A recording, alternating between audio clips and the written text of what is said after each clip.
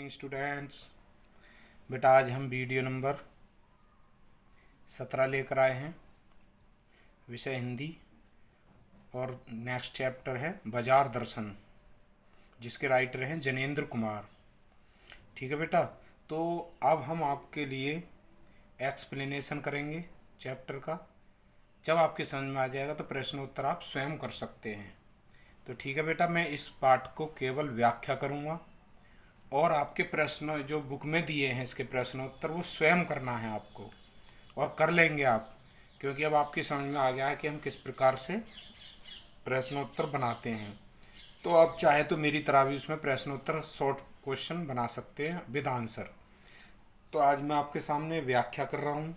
पूरा अध्याय नहीं हो पाएगा, लेकिन क्योंकि बड़ी वीडियो हो जाएगी तो इसलिए मैं आज बहुत अच्छी प्रकार से एक्सप्लेनेशन लेकर आया हूँ, जिससे आपको प्रश्न उत्तर लिखने में दिक्कत उत्पन्न नहीं होने वाली है। इसलिए इसको ध्यानपूर्वक सुनें और समझें।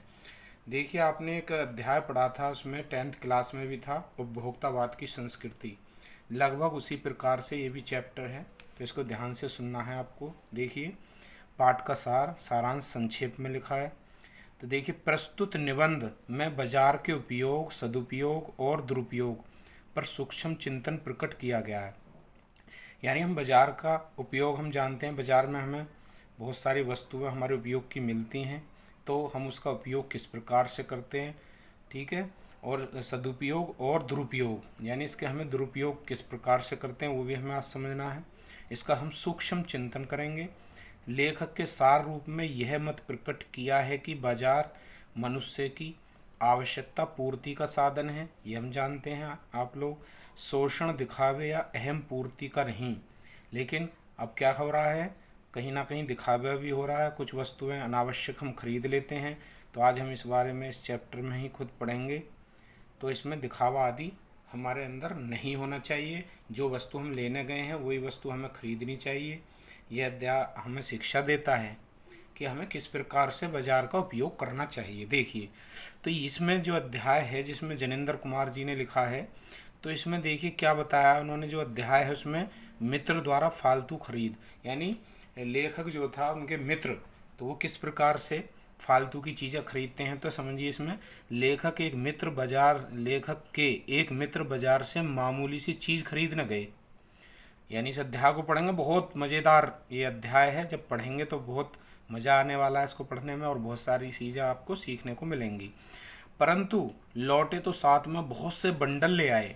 पूछने पर उन्होंने श्रीमती पर दोष थोपा।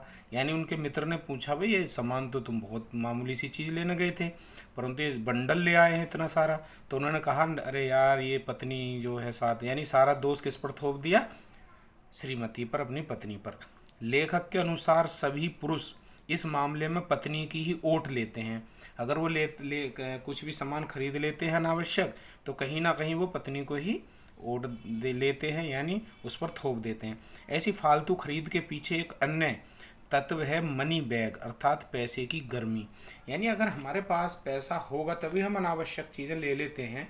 अगर पैसा ही हम उतना लेकर जाएंगे बाज़ार में, मान लो हमें 200 रुपये का सामान खरीदना है, तो हम 200 का ही तो लेकर आएंगे। अगर हम लेकर चले गए 1000 रुपये, तो फिर वहाँ हो सकता है हमारी जेब से और सामान खरीदने को मन करे। ठीक है। अब देखिए, बाजार का आकर्षण, यानी बाजार जो है उसका आकर्षण हमें अपनी ओर कैसे आकर्षित करता है। फालतू खरीद का एक अन्य कारण है, क्या है, बाजार का आकर्षण। मित्र बोले, बाजार तो शैतान का जाल है। यानी उनके लेखक ने कहा, वह ऐसा सजा होता है कि वह बेहया ही हो जो न फंसे। यानी ऐसा कोई हो सकता है जो ना फंसे, यानी उसकी सुंदरता में। बाजार वास्तव में अपने रूप जाल द्वारा खरीदारों को मोहित करता है। यानी उसकी सुंदरता, उसकी बहुत सारी अच्छाइयाँ जब वो बताता है दुकानदार, तो मन करता है कि अब इसको खरीद लिया जाए। वह लुटने और लुटने के लिए प्रेरित करता है, यानी स्वयं लुटने को तैयार है और दूसरे को भी प्रेरित करता है। बाजार में आमंत्रण तो होता ही है, परंतु आग्रह नहीं होता। आमंत्रण तो है, मतलब हम बाजार गए, लेकिन आग्रह नहीं होता। यही कारण है कि उसे पाने की चाह अपने अभाव उठ खड़े होते हैं। यदि कोई अपने को न जाने तो बाजार उसे पागल बनाकर छोड़ता है। ठीक है छात्रों, आगे देखिए। अब दूसरे मित्र का अनुभव बता रहे हैं इसमें लेखक। तो दूसरे मित्र का क्या अनुभव बता रहे हैं। एक अन्य मित्र दोपहर को बाजार गए और शाम को लौटे बिल्कुल खाली हाथ। पूछने पर बताया बाजार में सब कुछ लेने का मन करता है या करता था, इसलिए कुछ भी नहीं ले पाया, क्योंकि एक वस्तु को लेने का मतलब था शेष को छोड़ना। सही बात थी, अगर अपनी चाह का पता नहीं होता तो सब और की चाह घेर लेती है। सब और होगा, ये और लिखा, और की चाह घेर लेती है। ऐसे में कोई परिणाम या गति नहीं हो पाती। तो आप समझ में आए कि जब हम पैसे बाजार में लेकर पहुंच जाते हैं तो कहीं ना कहीं हमें आकर्षित करता है, और हमारे पास जितना पैसा हो हम ज़्यादातर क्या करते हैं, अपना पैसा समाप्त करके ही आते हैं। अब देखिए बाजार का जादू हमें कैसे आकर्षित करता है। बाजार का जादू रूप का जादू है। यह तभी असर करता है जब मन खाली हो। खाली मन होने पर सब ओर का निमंत्रण पहुंच जाता है। जब चीज़ें खरीद लेने का मन होता है, परंतु यह जादू उतरने पर पता चलता है कि ये वस्तुएं आराम पहुंचाने की बजाय आलस्य बढ़ाती हैं। हाँ, इससे स्वाभिमान और अभिमान बढ़ता है, संसार की जकड़ भी बढ़ती है, यानी हमारे अंदर घमंड बढ़ता है, घमंड होता है।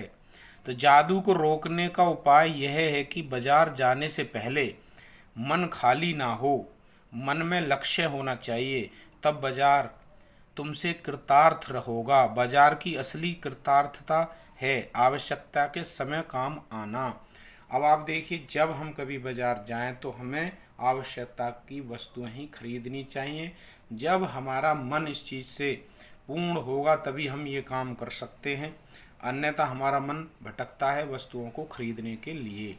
आगे देखिए, खाली मन और बंद मन का अंतर क्या है ये समझना। इसमें बंद मन का अर्थ है शून्य हो जाना। शून्य होने का अधिकार सिर्फ परमात्मा का है, ये आप जानते ही हैं। शून्य कौन है? परमात्मा। मनुष्य तो अपूर्ण है, इसलिए उसमें इच्छाएं उठेंगी ही। इच्छा का विरोध करना झूठ है, यह डांट देकर मन को बंद करना है। यह लोभ को जीतना नहीं है, बल्कि लोभ की जीत है। मन को बलात् बंद करना तो हठ योग है, इससे यह संकीर्ण और क्षुद्र होता है। वास्तव में अपनी अपूर्णता को स्वीकार करना चाहिए।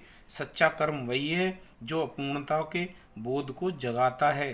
अतः हमें मन को बलात् न रोककर उसकी बात सुननी चाहिए, क्योंकि वह भी उद्देश्य पूर्ण है। हाँ, मनमानी की छूट मन को नहीं होनी चाहिए, क्योंकि वह अखिल का अंग है।